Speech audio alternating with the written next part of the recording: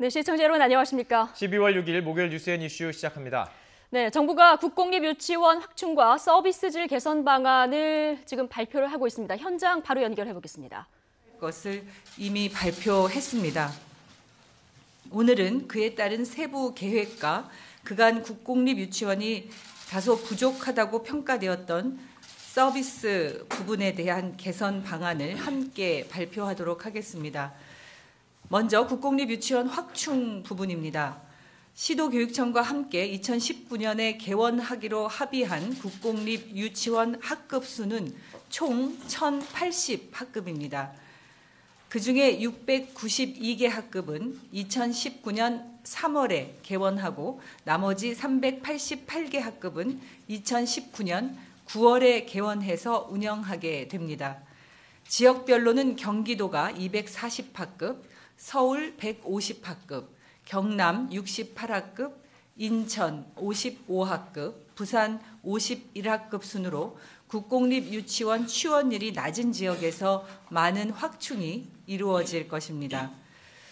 이와 관련한 교사의 배치는 2019년 3월 추가 개원 학급은 임용 대기자 및 기존 교원을 재배치하는 등을 통해서 최대한 우선 배치합니다.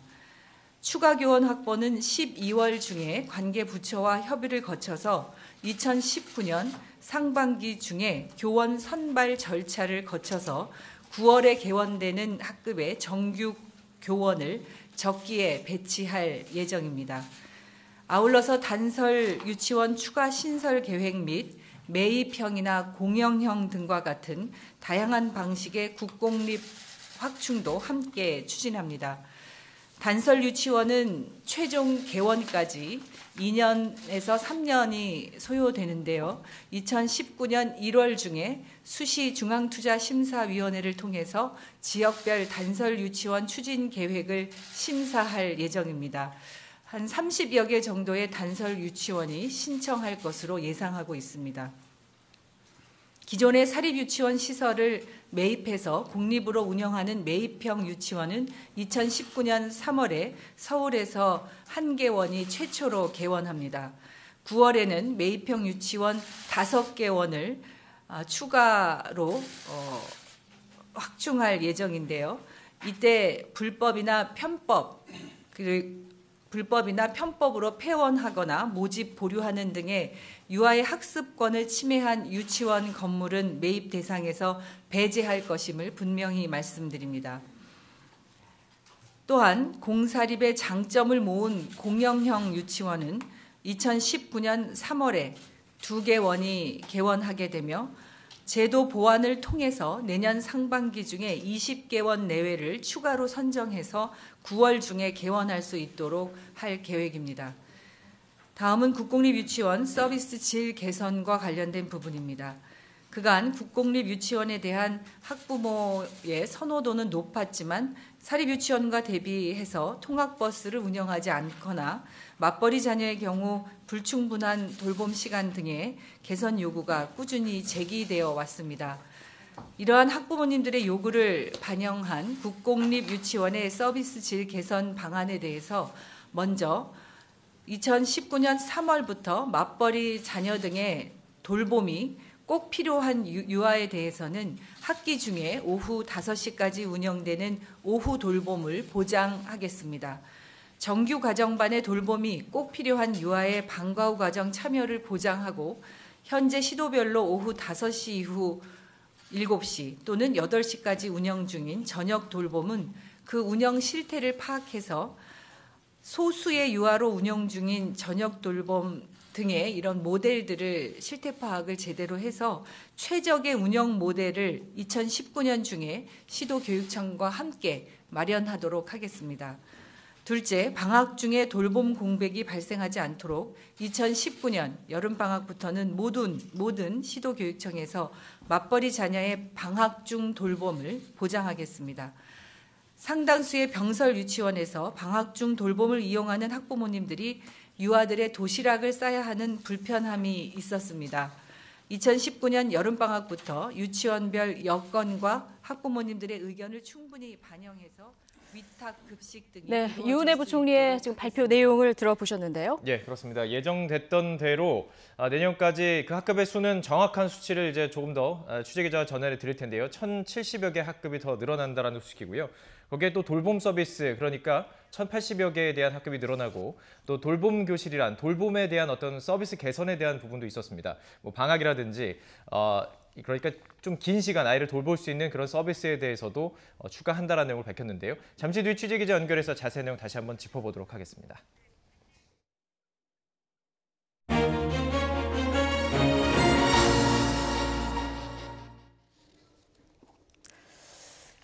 네, 기업처럼 이윤을 남겨 투자자에게 돌려주는 영리병원이 우여곡절 끝에 이 제주도에서 처음으로 문을 열게 됐습니다.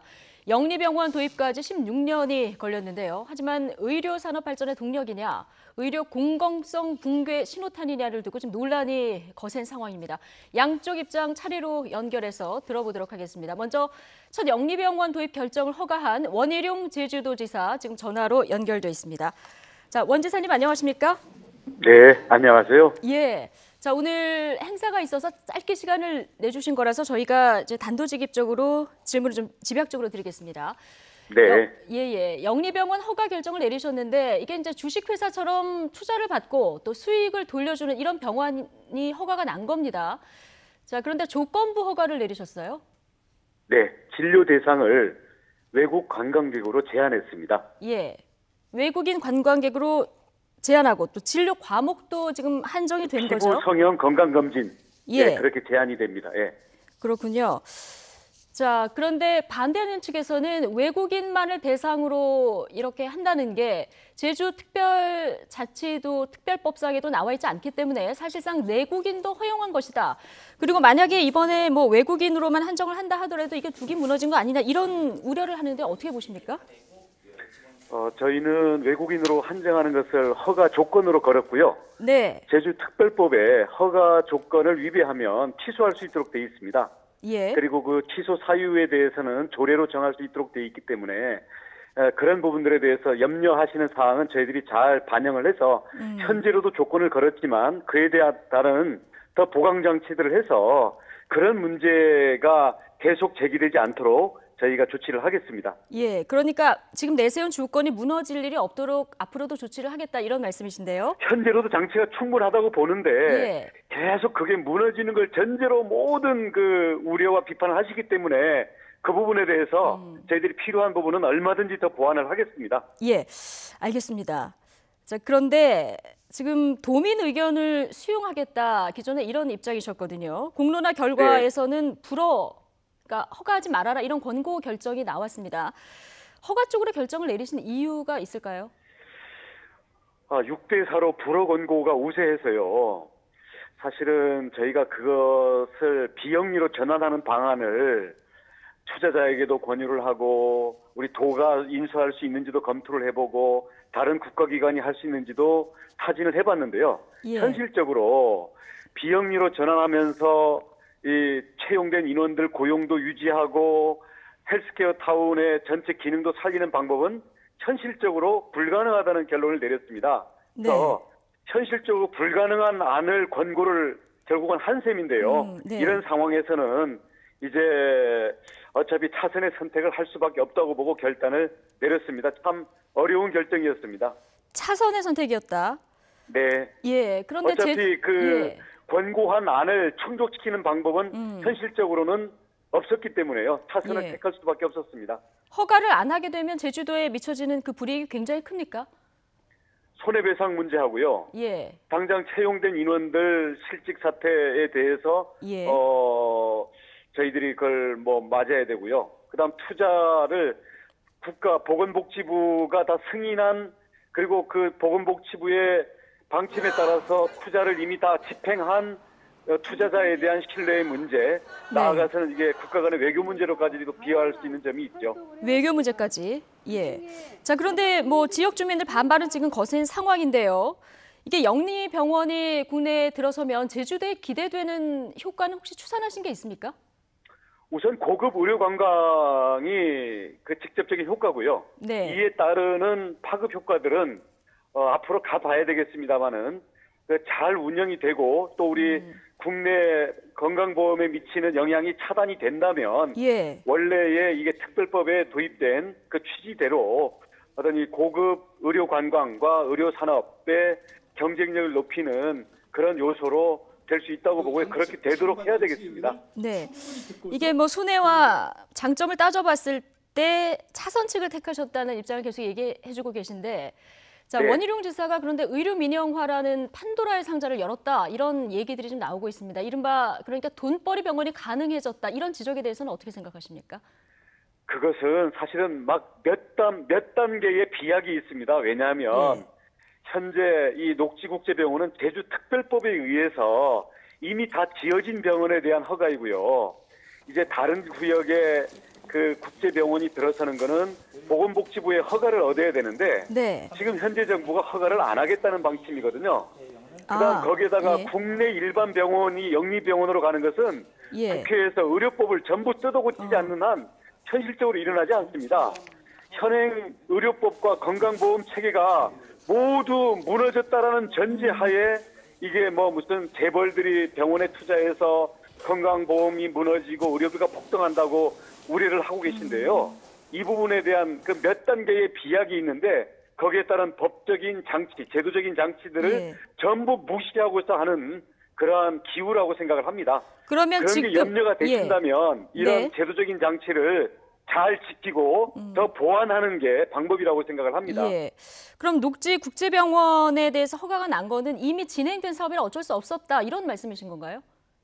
네, 그렇고요. 예. 이미 800억을 들여서 건물 짓고 장비 들여놓고 의료진까지 다 채용을 한 상태고요. 예. 진료 과목도 피부, 성형, 건강검진, 내과, 그리고 진료 대상은 외국인 관광객, 이렇게 돼서 47병상짜리, 어떻게 보면 강남에 있는 이미 피부 성형보다도 어떻게 보면은 규모가 작은 병원이 예. 외국인 관광객 대상으로 들어서는 건데, 외국 네. 투자를 끌어들이기 위해서 이 투자자의 참여와 투자 수익 회수, 이게 기존에 우리 국내에 없었던 그런 이 병원 제도가 도입된 거죠.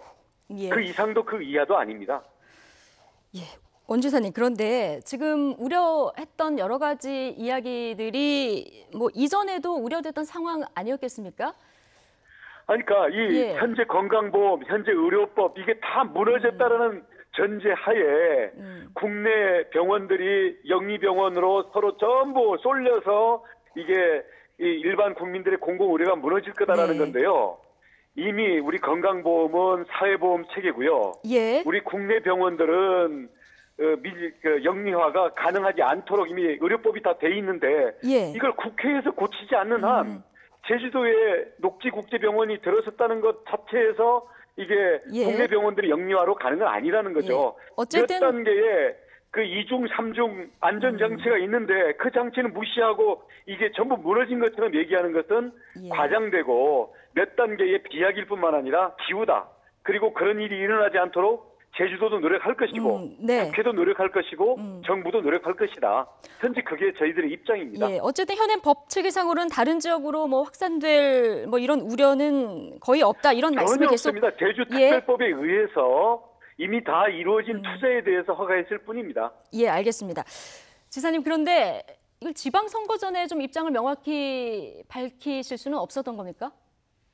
워낙 찬반이 첨예하고 이에 따른 그 만약에 반대 의견을 받아들이려면은 다른 대안이, 즉 행정이라는 것은 시민단체들처럼 반대했으니까 그다음 알아서 망하든 뭐 어떻게든 해라라고 할 수는 없는 거잖아요. 예. 저희들이 현실적인 대안을 마련해야 되기 때문에 그런 책임을 지는 차원에서 최선이 아니면 차선책을 찾기 위한 과정이 오래 걸렸고 너무나 힘든 과정이었다라고 말씀을 드리고 싶습니다. 알겠습니다. 워낙 그 팽팽한 의견이었기 때문에 그 이전에는 입장을 밝힐 수 없었다, 이런 이야기신 것 같습니다.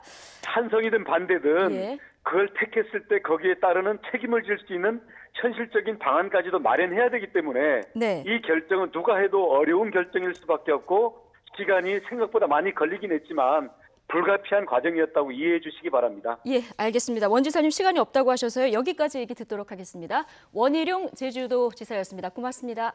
고맙습니다. 네, 자, 이번에는 제주의 첫 영리병원이 문을 여는데 강력히 반발하고 있는 시민단체 입장도 좀 들어보겠습니다. 의료 영리화 저지 제주도민운동본부 오상원 정책기획국장 전화로 연결돼 있습니다. 자, 오 국장님 전화 연결돼 있죠? 네. 예. 지금 영리병원이 첫 발을 떼게 되면은 국내 의료계 또 국민들에게 어떤 우려가 있기 때문에 이렇게 반대를 하시는 겁니까? 네, 사실 저는 가장 큰 문제는 그거라고 생각을 합니다. 이게 영리병원이 원지사께서는 전국적으로 퍼져나갈 리가 없다라고 생각을 하실지 모르겠지만 네. 현재 영리병원은 제주특별법하고 경제자유구역법상 전국의 8도에 좀 진행될 수 있도록 되어 있습니다. 그렇기 때문에 이미 녹지국제병원이 승인이 된 상태에서는 다른 지역에 영리병원을 허가할 시는 이거는 이제 신청을 했을 때 이미 제주도에는 허용이 돼 있기 때문에 현 정부가 의료 영리화 반대 입장이라 하더라도 네. 특별법이 살아있는 이상, 경제자유구역법이 살아있는 이상 예. 허용해 줄 수밖에 없는 거고요. 그리고 예. 이번에 녹지국제병원에서 가장 큰 문제는 이제 우리나라 의료기관들은 영리병원을 할 수 없도록 돼 있는데요. 예. 현재 녹지국제병원은 국내 의료기관의 우회 진출 의혹이 다분히 짙은 상황임에도 불구하고 허용이 됐단 말이죠. 네. 그렇게 되게 되면 우리나라의 모든 의료기관이 이런 이 외국 자본가의 합작을 통해서 영리병원으로 진출할 우려가 매우 커진 상황입니다. 그러니까 파급 효과가 있을 수밖에 없다 이런 네네, 말씀이신데요. 그렇습니다. 예. 네. 제주시 측에서는 그런데 진료 과목이나 진료 대상을 이미 한정을 했고 그리고 이미 네네. 건물까지 다 지어진 상황이라서 이건 불가피한 선택이었다 이런 입장인데요. 네, 사실 그 부분도 전혀 이해가 안 되는 상황이고요. 실제 이제 고용 같은 경우도 지난해 7월 달부터 이미 채용이 됐었고, 그리고 이제 공론화 전까지 3월 달에 원희룡 도지사가 공론화를 받겠다는 3월 달까지도 계속 네. 채용이 돼 있었던 상황이거든요. 예. 그런데 원희룡 도지사는 3월 달에는 이제 도민 공론화를 통해서 이거를 결정하겠다라고 해놓고 이제 10월 4일에 이 결과가 나왔거든요. 불허 공고로 네. 나왔음에도 불구하고 2달이나 지나도록 이렇게 끌면서 지금 와서는 공론화 이전하고 전혀 다른 내용이 없는 그런 예. 얘기들을 하고 계시거든요. 네. 그거는 원희룡 도지사가 어떻게 보면 이제 3월 달에 그 결정을 하고 6월 지방선거에서 비난을 피해가기 위한 도민을 기만한 행위가 아닌가 그렇게 저희는 보고 있는 겁니다. 예. 자, 한 인터뷰에서요. 제주도와 녹지그룹 사이 일종의 커넥션이 있는 것 아니냐 이런 주장을 하셨는데 이게 혹시 근거가 있이 말씀하신 겁니까? 사실 원희룡 도지사가 갑자기 입장이 바뀌었어요. 그동안에 모든 언론을 통해서 존중하겠다라는 입장을 펼치면서 불허 입장을 내비쳤었거든요. 그런데 지난 3일부터 갑자기 입장이 바뀌기 시작해가지고 4일날 찬석적 주민들과 녹지병원 관계자들만 만난 채 바로 네. 그 다음날 5일 어제죠. 그렇게 승인을 했던 과정이거든요. 이거는 지난 2달 동안의 심사숙고의 과정이 아니라 정말 무슨 무엇에라도 쫓기듯이 그런 과정들이 있지 않는 이상 그런 부분들이 나오지 않겠는가 생각이 드는 부분이고요. 네. 사실 그 부분에 대해서는 원희룡 도지사가 왜 그렇게 했는지 적극적으로 좀 밝혀주셨으면 좋겠습니다. 여기저기서 좀 많이 물어보거든요. 원희룡 도지사가 왜 그렇게 갑자기 입장이 급선회 됐는지 그 부분에 대해서는 좀 밝혀주시길 바랍니다. 예. 저희가 먼저 인터뷰를 했으면 바로 여쭤봤을 텐데요. 네. 어쨌든 지금 의료 공공성 붕괴를 가장 우려하고 계신 이런 상황인데요. 만약 네. 제주에서 철회를 안 한다고 하면 앞으로 계획은 어떻게 세워놓고 계십니까? 일단 기본적으로 저희들은 원희룡 도지사가 이 수기민주주의를 파괴한 데 대한 책임을 물기 위해서 어제부터 원희룡 도지사 퇴진 투쟁에 돌입을 하고 있고요. 그리고 이제 이후에 법적인 부분들까지 검토를 해가지고 네. 이 영리병원 개설 허가에 대한 그런 법적 조치들 그리고 원희룡 도지사가 이제 진행한 수기민주주의를 진행하는데 약 3억 4천 정도의 이 혈세가 들어갔는데요. 예. 실제 진행하지 않아도 되는 그런 이 공론화를 결정을 함으로써 네. 거기에 대한 개인에 대한 구상권 청구 등 좀 다방면적으로 고민을 하고 있고 지금 아마 소송도 지금 준비하고 계신 거군요. 네네 검토를 예. 적극적으로 검토를 하고 있고요. 그리고 지금 이제 국회에서는 11시부터 국회 윤소아 의원실하고 부상의료운동본부 등 이제 시민사회단체들이 영리병원 반대 관련해서 기자회견을 하고 있고 네. 아마 원희룡 도지사가 지금 바쁘신 이유가 이 대한의사협회에서 오늘 항의 방문을 가는 걸로 알고 있습니다. 네. 아마 그것 때문에 좀 바쁜 것 같은데 예. 그래서 각계에 있는 시민사회단체와 좀 결합을 해가지고 이제 영리병원 반대에 대한 이 목소리들을 좀 높여갈 계획이고요. 기본적으로는 원희룡 도지사의 그런 결정에 대해서 이 잘못됐다는 것을 제주도민들에게 널리 알리기 위해서 촛불 집회, 또 예. 각종 토론회 같은 것도 지금 기획을 하고 있습니다. 예, 어쨌든 퇴진 집회도 예정하고 계시다고 하시는데, 네. 예, 자 오상원 국장님 여기까지 얘기 듣도록 하겠습니다. 지금까지 네, 감사합니다. 예, 고맙습니다. 첫 영리병원 허가와 관련한 찬반 양측 의견 들어봤습니다. 사법농단 의혹과 관련해 박병대, 고영한 두 전직 대법관이 구속 전 피의자 신문을 받기 위해 차례로 법원에 출석했습니다. 두 전직 대법관 모두 심경을 묻는 취재진의 질문 등에 아무런 말도 하지 않았습니다. 현장에 나가는 취재기자 연결해 보겠습니다. 강희경 기자. 네, 서울중앙지법에 나와 있습니다. 네, 지금 현재는 이 두 전직 대법관에 대해서 영장 실질 심사가 진행이 되고 있는 거죠? 네, 오전 10시 반부터 박병대, 고영한 전 대법관에 대한 구속 전 피의자 신문이 시작됐습니다. 이에 앞서 두 전직 대법관이 차례로 법원의 모습을 나타냈는데요. 10시 10분을 좀 넘어 먼저 출석한 박병대 전 대법관은 영장 심사를 받게 된 심경과 사법농단 책임이 누구에게 있는지 등을 묻는 취재진의 질문에 아무런 답도 하지 않았습니다. 직접 들어보겠습니다. 대법관으로서 영장 심사 받으시게 되는데 신경이 어떠십니까? 사심 없이 일했다고 하셨는데 이건 책임 어디에 있다고 보시나요? 5분쯤 뒤에 출석한 후임 법원행정처장 고영한 전 대법관도 역시나 입을 굳게 다물었습니다. 행정권 남용 책임 어디에 있다고 생각하시나요? 사법부 신뢰회복 바란다고 하셨는데 책임 통감하시나요? 오늘 심사는 두 전직 대법관과 직간접적인 인연이 없는 명재권 인민성 영장 전담 부장판사가 맡았습니다. 시간대는 같지만 각각 다른 재판부에서 심사를 담당하는 겁니다. 검찰은 이들이 혐의를 대부분 부인하고 있고 하급자 진술과도 엇갈리는 부분이 많다는 점을 강조할 것으로 보입니다. 두 전직 대법관들은 구속 수사가 필요하지 않다는 취지의 의견서를 준비한 것으로 알려졌습니다. 고 전 대법관 측은 사실관계를 다투며 주요 사안들이 양 전 대법원장과 임종원 전 차장 사이 직접 지시와 보고로 이루어졌다는 취지로 진술할 예정인 것으로 알려졌습니다. 박 전 대법관의 서울대법대 동기들은 이번 구속영장을 기각해달라는 내용의 탄원서를 어제 재판부에 제출하기도 했습니다. 관련 내용이 방대한 만큼 신문이 오후 늦게까지 이어져 구속 여부는 오늘 밤이나 내일 새벽쯤 나올 것으로 보입니다. 그런데 새로운 의혹이 계속 드러나고 있습니다. 어떤 혐의를 받고 있는지 다시 한번 짚어볼까요? 네, 박병대 전 대법관은 지난 2014년부터 2년 동안 법원행정처장을 지내면서 일제 강제징용 소송과 전교조 법외노조 소송 등 각종 재판에 개입한 혐의를 받고 있습니다. 각급 법원 공보관실 운영비 명목에 3억 5천만 원을 현금으로 돌려받아 비자금을 조성한 의혹도 받고 있습니다. 후임 법원행정처장인 고영한 전 대법관은 전현직 판사들이 연루된 부산 법조비리 사건을 은폐하고 정은호 게이트 관련 수사기밀을 빼낸 혐의 등을 받습니다.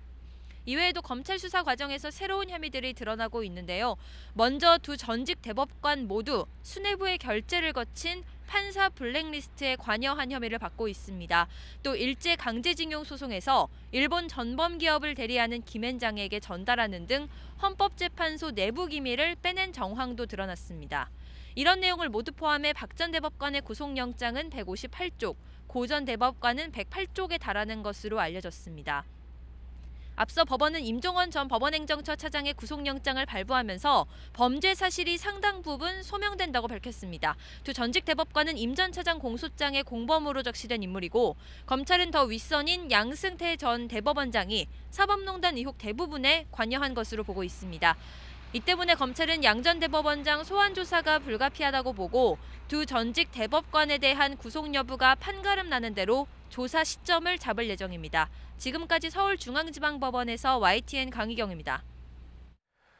얼마 전 검찰이 경찰청 정보국을 압수수색하면서 관련 소식을 전해드렸는데요. 오늘 또 경찰청 정보국에 대한 압수수색에 들어갔습니다.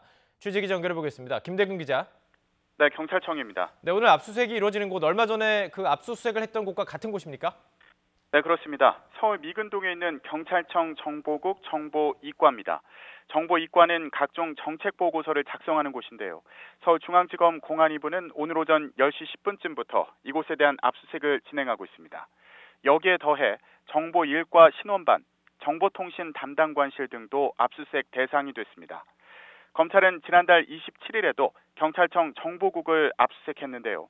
그때와 마찬가지로 오늘도 이명박 정부 시절 작성한 각종 정보 보고서, 이른바 영포빌딩 문건과 관련된 것으로 전해졌습니다. 영포빌딩 문건 사건은 올해 초 검찰이 이명박 전 대통령 소유였던 영포빌딩에서 정부경찰의 보고 문건을 무더기로 발견하면서 불거졌는데요. 이 문건에는 좌파단체 보조금 배제, 좌파의 지방선거 연대에 대응하는 방안 등 각종 정치 개입 방안이 담겨 있었습니다. 이후 경찰 특별수사단의 수사 결과를 넘겨받은 검찰은 추가 자료 확보를 위해 지난달 27일 경찰청 정보국을 압수수색했는데요. 오늘도 이때와 마찬가지로 이 같은 청와대 보고문건 관련 자료를 확보하고 있는 것으로 보입니다. 다만 지난번 압수수색 당시에는 대상 기간이 2017년 12월 31일까지여서 이번 정부 들어 생산한 정보보고 문건들까지 검찰이 확보해간 것으로 알려져 논란이 됐습니다. 검찰은 이번에는 전산 자료를 확보하기 위해 압수수색에 나선 것으로 전해졌는데요. 이번엔 검찰이 어떤 자료를 확보해갈지 주목됩니다. 지금까지 경찰청에서 YTN 김대근입니다. 고 장자연 씨 성접대 의혹 사건을 재조사하는 대검찰청 진상조사단이 조선일보 방상훈 사장의 동생 방용훈 코리아나 호텔 사장을 불러서 조사했습니다. 장 씨 사건과 관련해 조선일보 사주 일가가 검찰에 소환된 건 이번이 처음입니다. 조성우 기자의 보도입니다.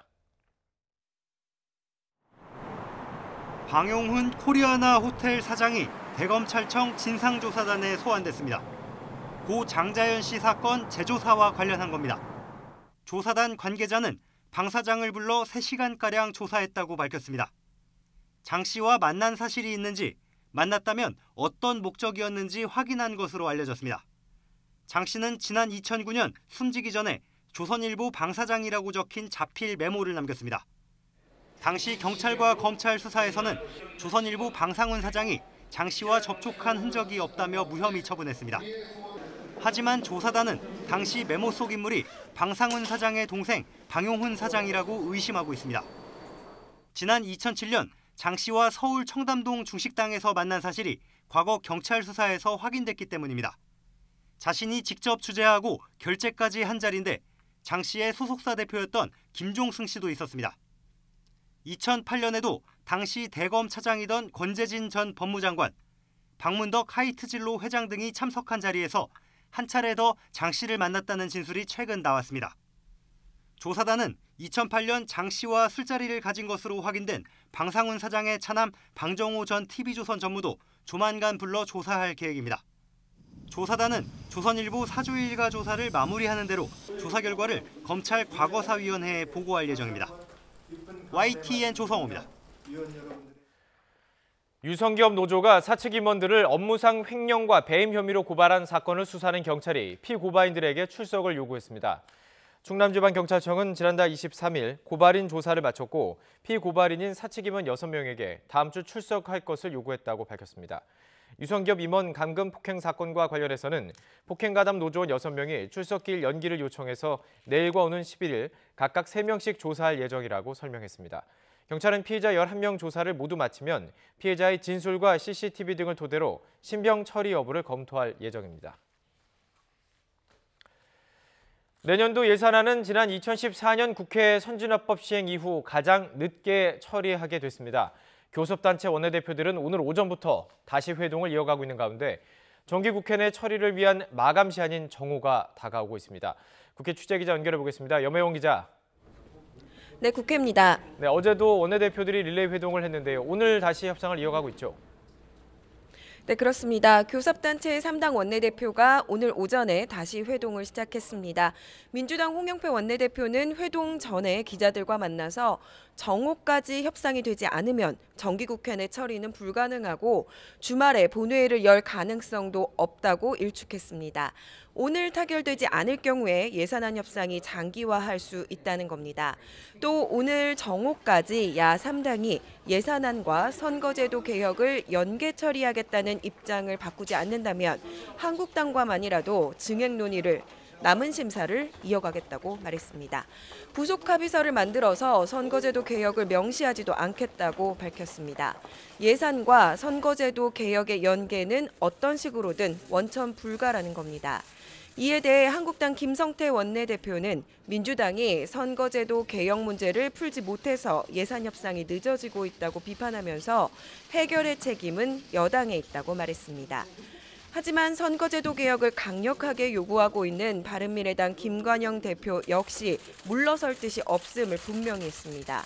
김 원내대표는 선거제도에 관한 합의가 이뤄지지 않으면 예산안을 상정하는 의사일정에 참여하지 않겠다고 밝혔습니다. 이런 가운데 김동연 경제부총리는 어차피 오늘 정오가 지나면 정기국회 내에 처리가 안 되는 것으로 보고 기재부는 국회에서 철수하겠다는 입장을 내놨습니다. 네, 국회에서는 오늘 예산안과 별도로 법안 처리를 위한 본회의도 열리죠. 네, 오늘 오후에 본회의가 열릴 예정입니다. 오늘 본회의에서는 음주운전 처벌 강화 내용을 담은 또 하나의 윤창호법 도로교통법 개정안이 상정됩니다. 개정안이 통과되면 운전면허 정지와 취소 기준이 강화되는데요. 면허 정지는 혈중 알코올 농도 0.03%, 취소는 0.08% 이상으로 기준이 엄격해집니다. 성인 남성이 맥주 한 잔만 마시고 운전해도 면허가 정지되는 수준입니다.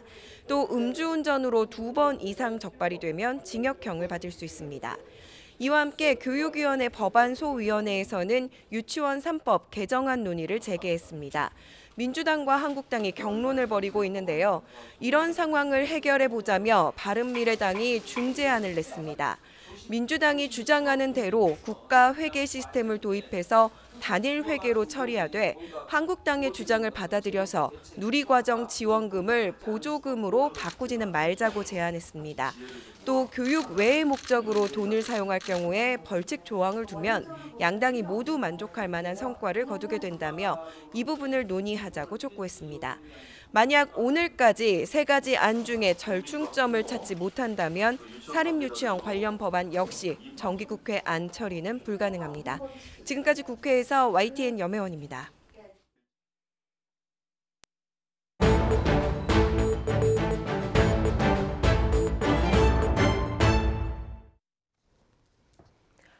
타결로 가닥이 잡혀가던 광주형 일자리 사업이 표류하기 시작했습니다. 현대차와 잠정 합의한 내용을 광주시가 수정해서 역제안했는데 현대차가 이를 거부해버린 겁니다. 오후에 열기로 했던 투자협약 조인식은 물론이고요. 이대로 협상 타결이 무산되는 건 아닌지 지금 걱정이 커지고 있는 이런 상황입니다. 취재 기자 연결해서 자세한 소식 들어보겠습니다. 나연우 기자. 네, 광주입니다. 네, 지난 4일만 해도 광주시와 현대차가 당장 서명할 분위기처럼 보였었는데 어쩌다가 이게 하루 만에 뒤집힌 겁니까? 네, 광주형 일자리 사업은 최근 며칠 사이에 롤러코스터처럼 요동쳤습니다. 어제 저녁 현대차가 보도자료를 냈는데요. 광주시가 노사민정협의회를 거쳐 제안한 내용은 투자 타당성 측면에서 받아들이기 어렵다는 내용이었습니다. 한마디로 광주시의 제안을 거부하겠다는 건데요. 이뿐 아니라 협상 전권을 위임받았다는 광주시가 현대차에 약속한 안을 변경하는 등 혼선을 초래해 매우 유감스럽게 생각한다며 불만을 표시했습니다. 광주시도 수많은 쟁점이 합의됐지만 딱 하나 남은 쟁점 때문에 타결이 무산된 게 안타깝다고 했습니다. 네. 원래대로라면 오후 2시에 광주시와 현대차가 투자협약 조인식을 열기로 했는데요. 이미 물 건너간 상황입니다. 딱 하나 남은 쟁점 때문에 타결이 무산됐다고 했는데 이게 어떤 쟁점이었습니까? 네, 이 쟁점은 이 광주시와 현대차와의 이 협상 과정 내내 발목을 잡아온 부분이기도 합니다. 광주시와 현대차의 협상한 협정서는 크게 세 가지인데요. 이 가운데 제일 중요한 게 노사 상생 발전 협정서가 있습니다. 이 가운데 1조 2항이 바로 이 노동계의 반발을 산 건데요. 이 노동계는 이 조항이 자동차 35만 대를 누적 생산할 때까지 임단협을 못하게 할 소지가 있다고 독소 조항으로 판단한 겁니다. 어제 아침 10시 반부터 이 광주광역시청에서 이 노사민정협의회가 열렸는데요. 노동계가 불참하면서 10분도 지나지 않아서 오후로 연기됐습니다. 설득 끝에 오후 회의에 이 노동계가 참석했는데 우여곡절 끝에 광주시 현대차 잠정 합의안에 대한 노사민정협의회 의결이 이루어졌습니다. 그런데 이 의결은 조건이 따라 붙었습니다. 방금 언급했던 노동계가 이 독소 조항이라고 반발한 조항을 삭제하거나 수정해서 이를 현대차가 받아들여달라고 요구한 겁니다. 이에 현대차는 받아들이기 어렵다고 못을 박으면서 광주형 일자리 타결이 무산됐습니다. 예, 그렇다면 이 광주형 일자리 사실상 타결 보도, 결과적으로 틀린 보도가 돼버린 건데 어쩌다가 이렇게 된 겁니까? 네, 광주형 일자리 협상에는 순서가 있습니다. 먼저 협상 전권을 위임받은 광주시가 현대차와 합의안을 도출해야 하고요. 다음 이 합의안을 광주 노사민정협의회에서 의결을 받아야 합니다. 이후 현대차와 투자협약 조인식을 여는 건데요. 그제는 광주시와 현대차가 잠정 합의안을 도출한 상황이었습니다. 아직 노사민정협의회에서의 의결이 남아있었는데요. 광주시가 협상 전권을 위임받았다고 하더라도 노사민정협의회에서 얼마든지 제동이 걸릴 수 있었습니다. 한마디로 사실상 타결이라고 하기엔 아직 설익은 상태였던 겁니다. 노사민정 취지를 무시한 광주시도 문제입니다. 노동계는 광주형 일자리 정신을 훼손하지 않는 선에서 협상 전권을 위임했는데요. 앞서 언급한 독소 조항은 지난 6월에도 노동계가 크게 반발하면서 삭제를 요구했던 조항입니다. 네. 5년간 임단협을 못하게 하는 것은 근로자 참여법과 노동조합법도 어기는 것이라고 했는데요. 결국 광주시는 이를 삭제했는데 이름만 바꿔서 잠정 합의문에 포함된 겁니다. 지금까지 광주형 일자리 사업 추진이 지지부진했던 것도 이 광주시가 노동계를 외면했던 탓도 있습니다. 네, 지금 현대자동차 노조도 광주형 일자리 사업에 반발해서 부분 파업에 돌입한 상황이죠? 네, 그렇습니다. 현대차 노조는 줄곧 광주형 일자리에 대해서 나쁜 일자리로 규정하고 반대해 왔는데요. 오늘 오후부터 주야간 2시간씩 총 4시간 부분 파업에 들어갔습니다. 추가 파업 일정과 수위는 최종 협약 상황을 보고 결정하겠다고 했습니다. 이 현대차 노조는 불법 파업을 해서라도 광주형 일자리를 반드시 저지하겠다고 밝혔습니다. 이미 자동차 시장이 포화 상태여서 광주에 경차 10만 대를 생산하는 공장을 세우면 성공할 수 없다고 주장하고 있습니다. 아울러 광주형 일자리 협약을 주도한 현대차 담당자들을 업무상 배임 혐의로 고소하겠다며 압박하고 있습니다.